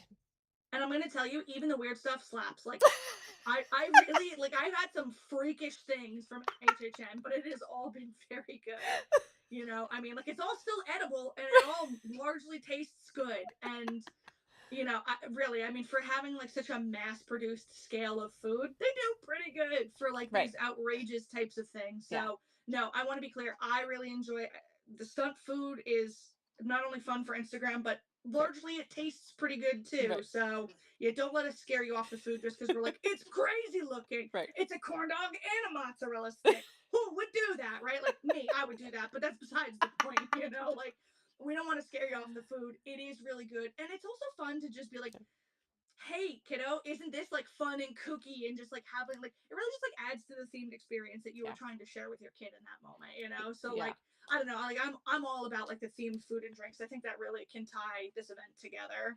Yeah, it's super fun. It's a really little way that you can just have a super fun experience with your kiddo where you can go home and go, remember when we tried that gross thing that looked like it was covered in blood? Like, like Yes.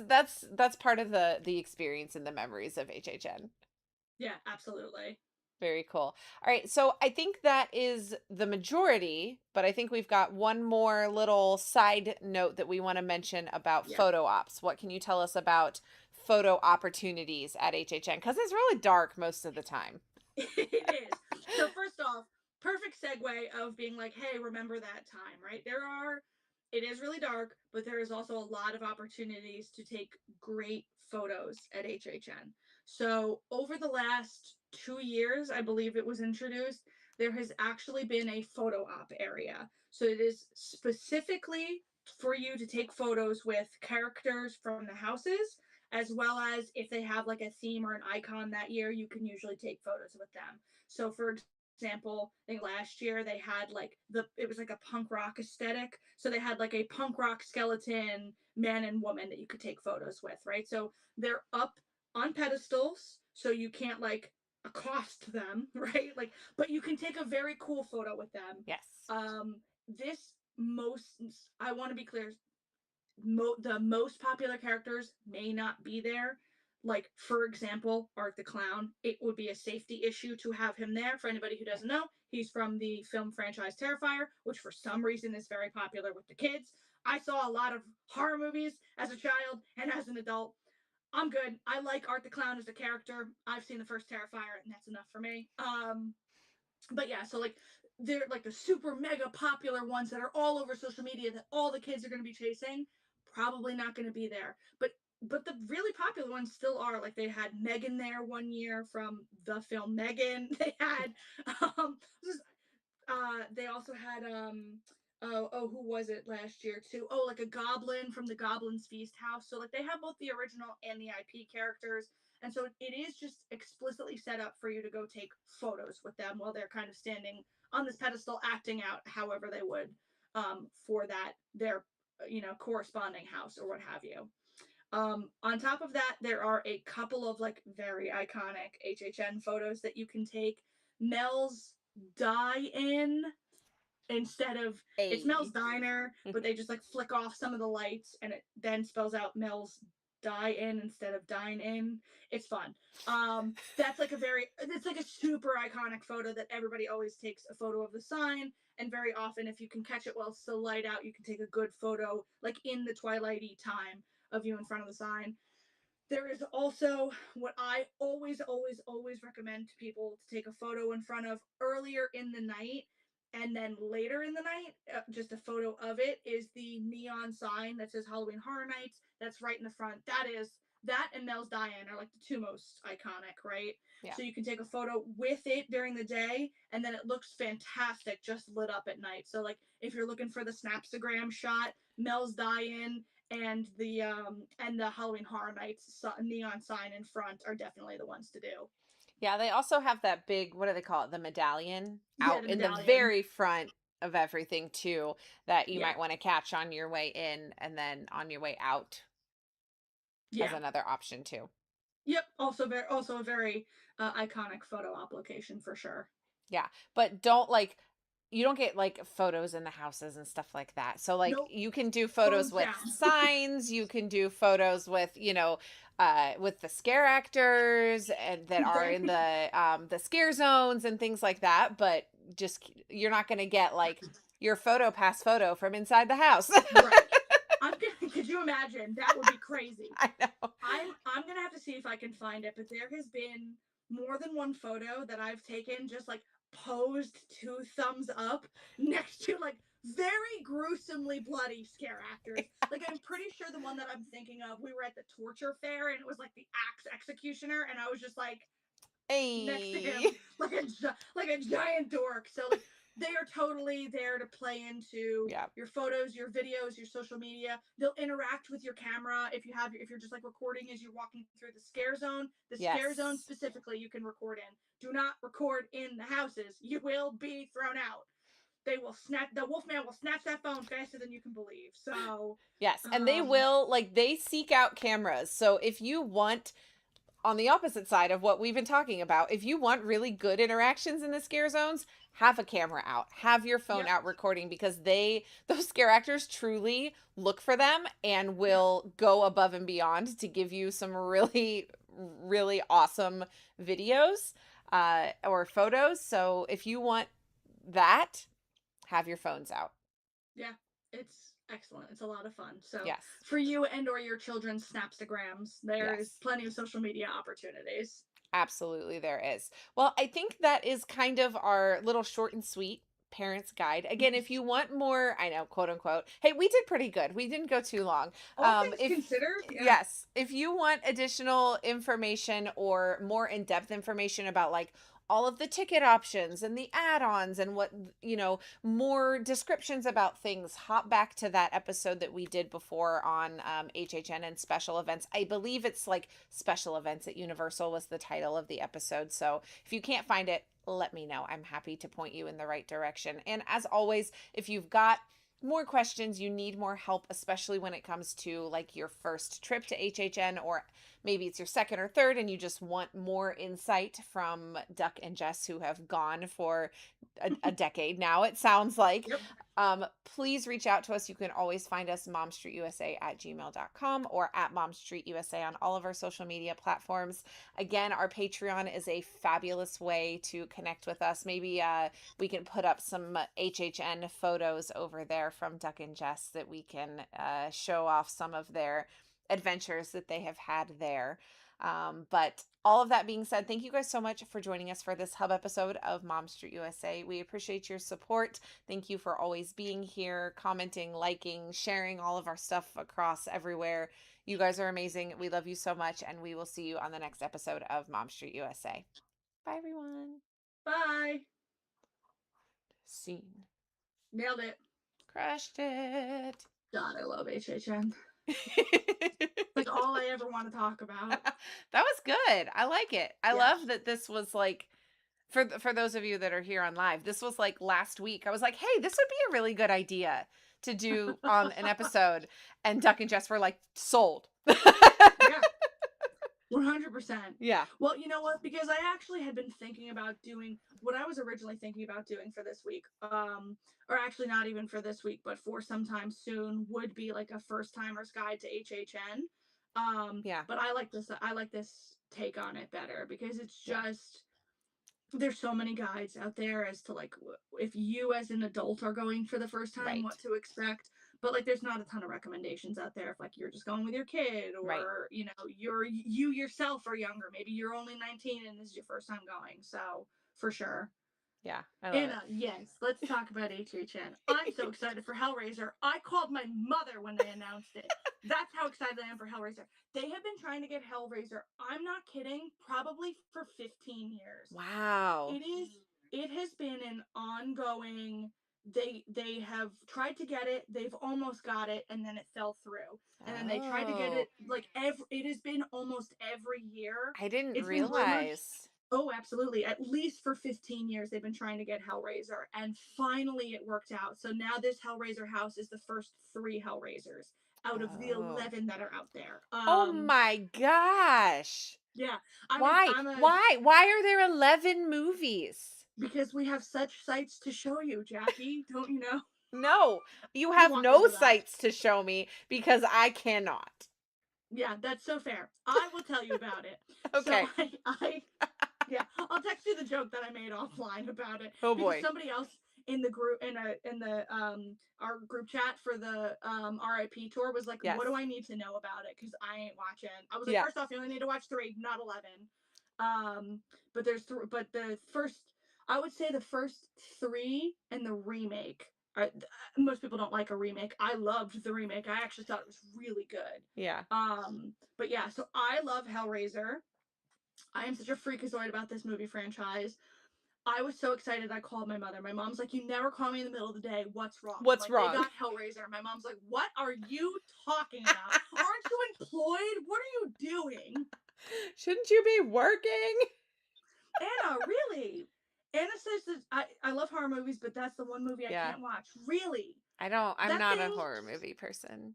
I'm shocked, truly. But no, Hellraiser's so surprising to me, especially if you like modern horror movies. I Mhm. don't know, like looking back, the effects have aged not the Mhm. worst. One is a little rough, but the other one, but like I don't know. I love Hellraiser. I don't know Yeah. why.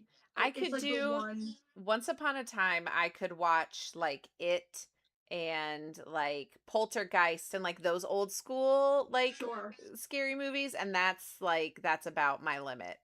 Yeah, that's fair. Yeah. Um I watched Actually, Blair Witch Project when I was in high school because I feel like everyone watches Blair Witch Project when they're in high school. I feel like such a horror snob because I'm like, but Blair Witch isn't even scary. And you know what? I've talked about this to death with Jess. Thank God Jess isn't here because she'd probably divorce me for having this conversation again, relitigating this. I think that the problem with some of these older horror movies is I have seen the works that were inspired by those Hmm. original movies. that like then did it in a more modern or what is more scary to me as a person Yeah. takes.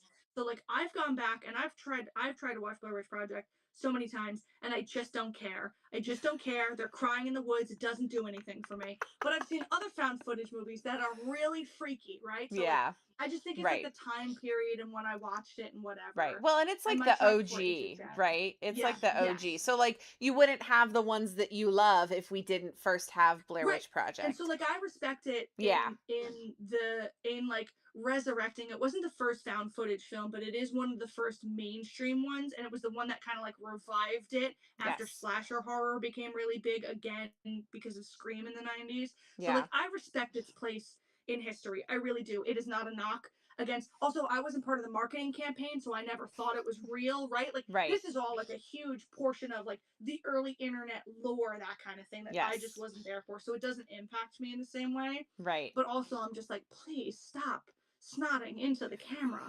Make it stop. Heather, please. Please make it stop. Heather, get a tissue, Yeah. I beg of you. My God, girl. She's in the woods, Duck. What do you want her to do? There's a leaf. You have a sleeve. There's options. Well, like I just don't do jump scares, which I have been very like y'all know that. Like I Sure. cannot do jump scares. So any movie like that, I'm like, nope, I'm out. Like, and not only Mm-hmm. that, but like the music because I'm such a music person, and so like when I Yeah. get in tune with the music, I'm just like, nope, I'm out. I don't. Tension. Something's happening. I don't want to know. If I Mm-hmm. could watch it Yeah. on mute with subtitles only, I'd probably be okay. That's so fair. Honestly, that's so fair. Music really does make or break Yeah. horror Which movies. I love. Like Yeah.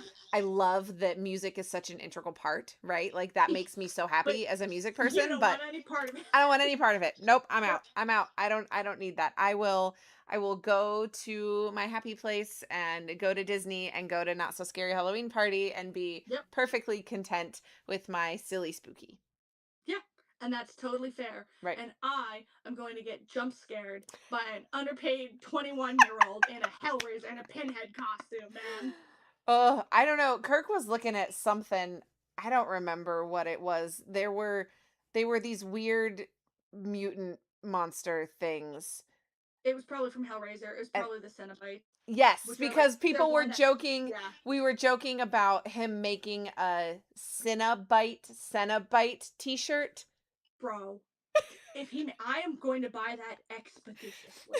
You're gonna have to text Yes. him because he said he wanted nothing to do with it because it was like creepy. Like he was like, They're too creepy. I don't want to put them on a That's t-shirt." so interesting because he is normally not. Oh my god, could Yeah. you imagine though? A little I just thought it cinnamon was roll with a hysterical. little. Oh my god, Right. that's so Yeah. funny. Yeah. I thought that was hysterical. That's a good one. And so that was like I was like that but like he showed them on his like phone on the live and I was like, Yeah. Yeah, "Uh." Cenobites, they're creepy. They're creepy Yeah. designs. They Yeah. definitely are.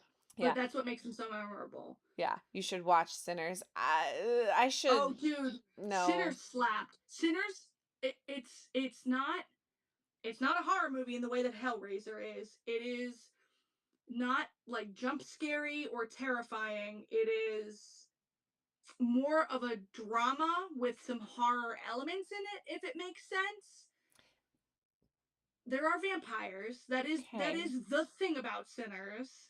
Okay. Spoiler alert for anybody who isn't alive, who has just been under a I rock. don't know. I don't know. Hellraiser even creeps out Kirk. See, I find, and that's Yeah. really surprising to me because Kirk is such a horror guy. Yeah. I don't know. Maybe it's just like when I saw them, I was like a teenager and I saw it on the Right. Sci-Fi Channel, and I was like, "Bro, these are so cool!" Right. And I also just like really appreciate it because it's a horror movie made by an openly gay man, right? Ah. Like, and that's like it Yes. was like inspired by his experiences in the New York City Mm, scene and things like that. So like, there's okay. just like, so like I really love Yeah, that or makes sense. Hellraisers for that. So is Sinners I call them really quick, Anna. I call them Michael A. Jordan and Michael B. Jordan. It's a terrible joke. It's a terrible joke, and I laugh at it every time. is Sinners super like is it gory? Is it bloody? Cuz There's that's blood. the other thing that I can't do. That's why I haven't watched Stranger Things because Andrew told me that it's that I can't do it. Like I won't be able to stomach it. Mm-hmm. Yeah. there's blood. It's a vampire movie. You don't.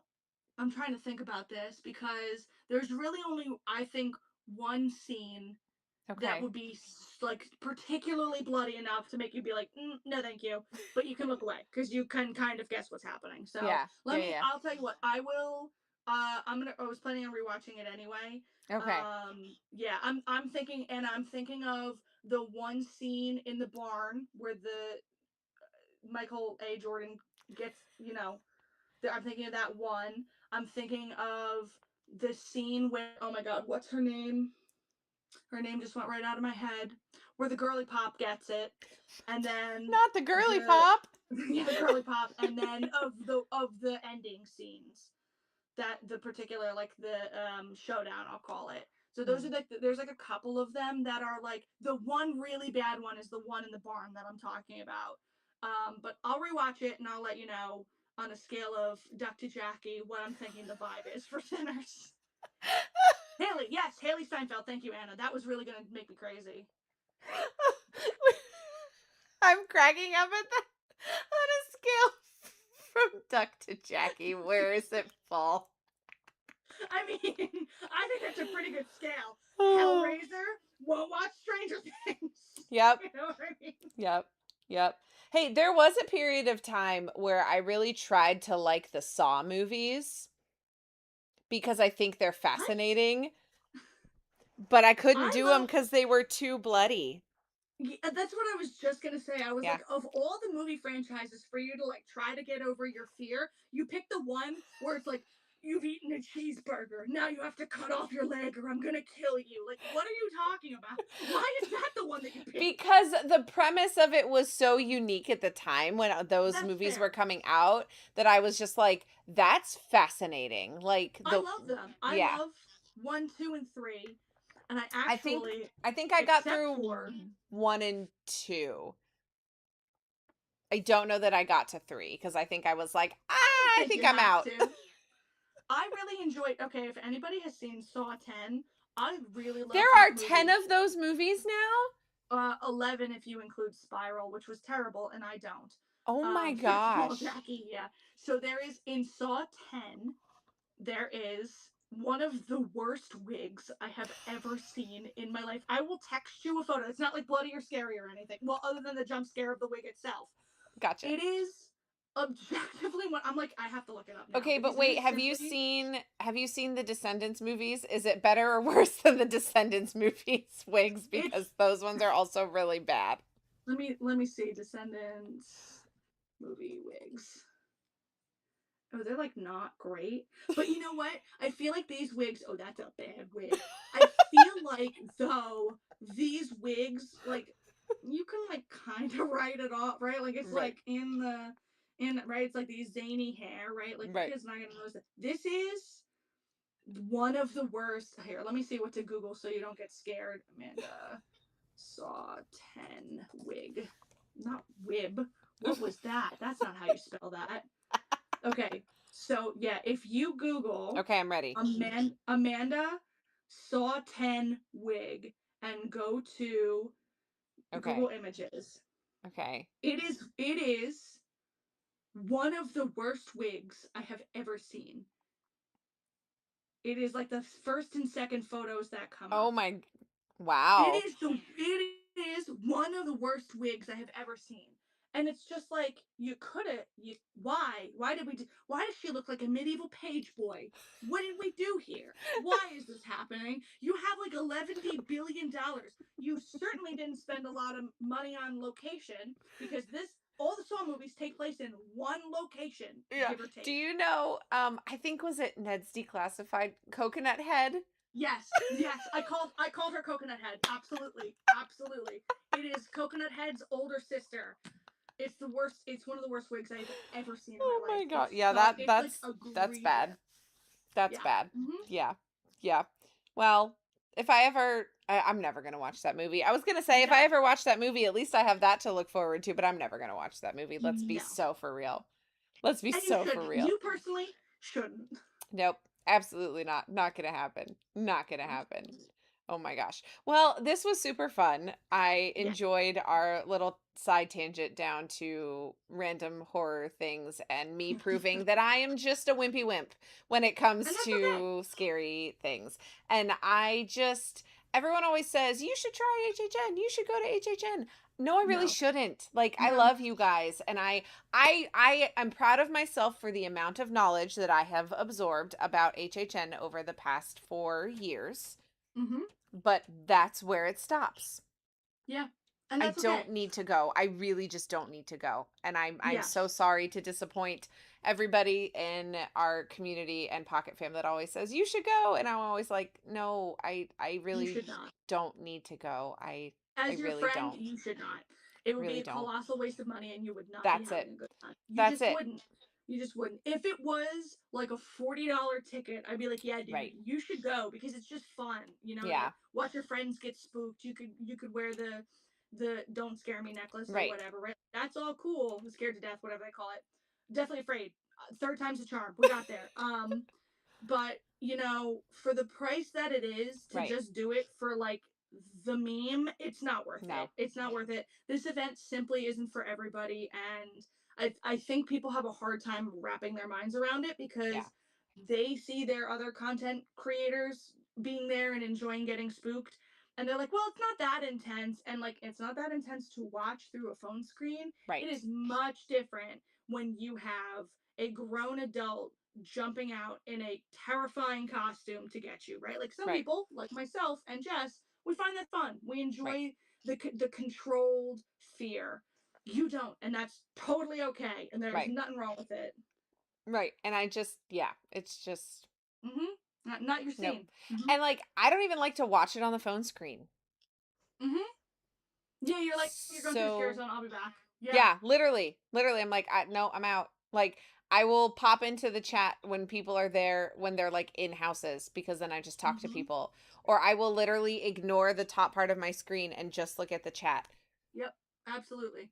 because And I Mhm. don't want to see Yeah. it. Yeah, I'm and that's good. totally fine. Like, I think people have a hard time understanding HHN Hmm. and just how intense that it can be. I Right, I really think that people just think like it's a large scale local haunt and it is not. It is like you were right, in a horror movie. yeah. Well, and like I was telling Andrew last Halloween season, like I'll go to like the Kings Island haunt because it's included with my pass. Yeah. Yeah. You don't That's have to pay very extra. different. Yeah. And if you don't like it, you dip. You know what I Right, mean? And there's no sense of guilt because you spent $300 to take you and your kid there right. and you're like, I hate this. You know what Right. I mean? And like So my kids are not spooky kids anyway, so like I yeah. don't need to desensitize myself because they're going to want to go. You know what I mean? Like cuz I would if they wanted to go, I would take them, right? Like Mhm. cuz that's what you do as a parent. Like if they wanted to Yeah. go, I would take them. And I would desensitize myself and I would get myself to a point where I could go or I would make Andrew take them. Mhm. But like they're not spooky kids. They don't like Yeah. they like Halloween, don't get me wrong. That's like one of their favorite holidays, but they like Nightmare Before Christmas. Like that's their version of spooky, right? Yeah. Yeah. And that's So, fair.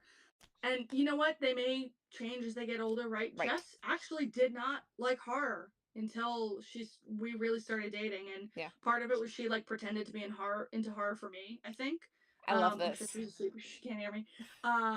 But also like by that time, right, we were like she was 16, I was 17, and so like Yeah. that's when you're like, "Ooh, I'm gonna get scared for fun," you know what I Right. mean? Like she was kind of like spooky stuff and like you like Nightmare Before Christmas or whatever. Whereas I was immediately like, "Show me Texas Chainsaw Massacre. I'm 10 years old." You know what I mean? Like, I, that's just who I am as a person. I've Right. always liked it. It's always been my thing. It's never like Right. freaked me out to the degree that some people get scared. And Right. so, like your kids may end up being totally like you, where they're like, I want nothing to do with this, or they could be like Jess, where they're just like, actually, now that I'm 16, this is all that I want to do, you And know? then So, I will ship them with you to HHN. yes, yes. I will take them. I will bring your children to HHN and we will have Yes. ourselves a grand time. Also, my Yes. light is falling, and so I think that's our signal to call it. And it's also late and bedtime anyway. Oh, So shit. thank you guys for Yeah. being here. Thanks for hanging out in the chat. Thanks for listening to us ramble about random scary things. I love you all. I We will be love you. live again tomorrow on the YouTube at noon to just chit chat. So join me if you so choose. But otherwise, have a wonderful weekend, and we will see you all next week. Message me about horror movies or HHN if you want to talk. Okay, love you guys. Bye. Bye.